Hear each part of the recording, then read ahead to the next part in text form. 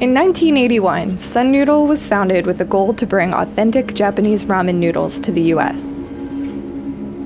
A single family, an obsession with ingredients, an eye for details. This is what made Sun Noodle the leader in its industry.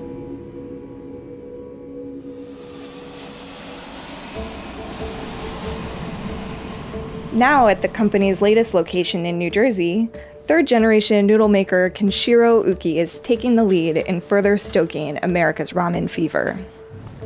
The other day, New York Times came out with an article for the top 10 ramen shops. And we were so happy because out of that 10, 9 are who we work with. Knowing that we're one part of that, every day, it just makes you want to do better and better, and what else can we do?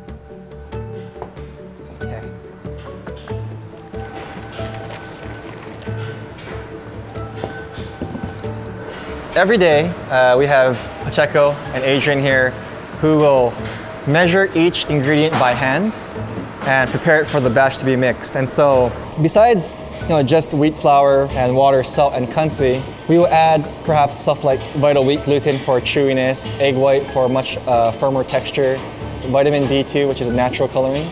And so we'll blend that for our customers as well. After that, the dough balls will be dropped down to be compound pressed. All the equipment that we use to make our noodles, whether it's in Hawaii or California or New Jersey, is the same equipment that the top ramen manufacturers use in Japan. And so all the equipment is imported. So we invested in a longer line to compound press the sheets gradually. And our goal is really not to press it more than 30%, so we don't stress the already built gluten. Once we get our desired thickness, we'll cut it with, it's like a noodle cutter, and those will be split into different thicknesses. Whether it's wavy or straight, it's just by adding a certain silicone rubber. And from there, we will package it according to how the customer wants it, the portion size, whether it's bulk or individual.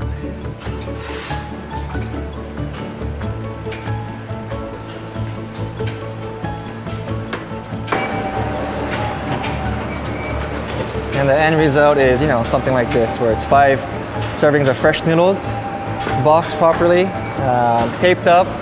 We'll age it for about, a day, and then send it out to our customers.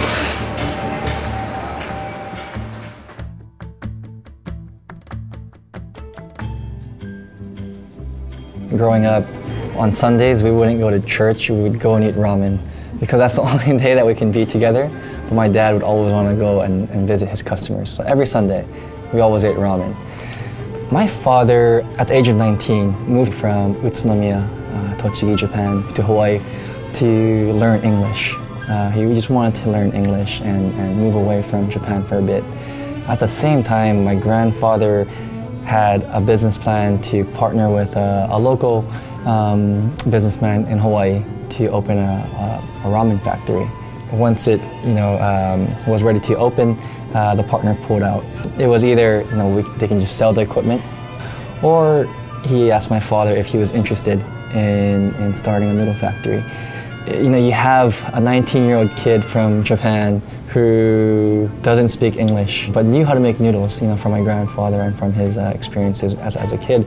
So it was all communication through the noodles.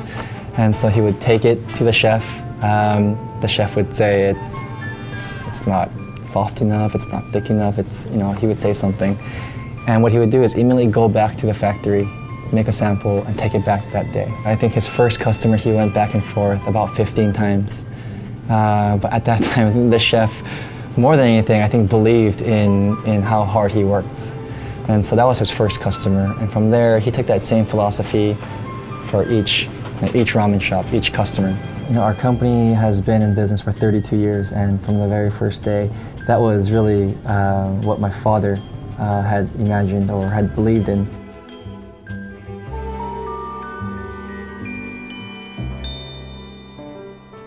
LA's Tsujita and New York City's Momofuku Noodle Bar are among Sun Noodle's many established clients.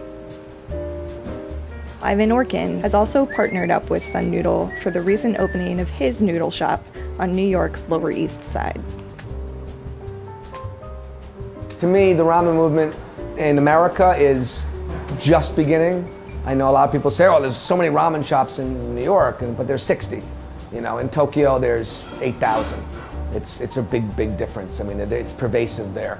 If you want to make pasta, you go to Italy. Most people can pick up Italian pretty easily from English.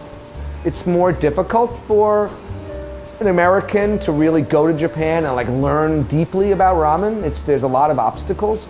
The reason Ivan Ramen is where it's in a way is because my ability to, I see both sides very seamlessly. I speak both languages, I understand both cultures, and I step back and forth between both worlds very easily.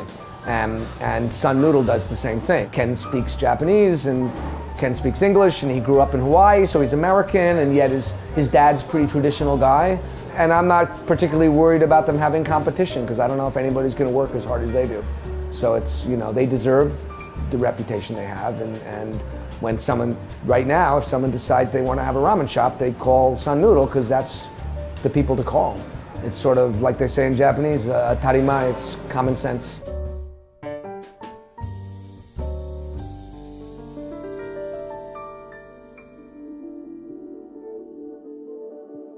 Today, Kenshiro has a new mission for Sun Noodle: to educate American diners about craft ramen and inspire its further evolution. If Sun Noodle has its way, someday each American region will have its own ramen specialty.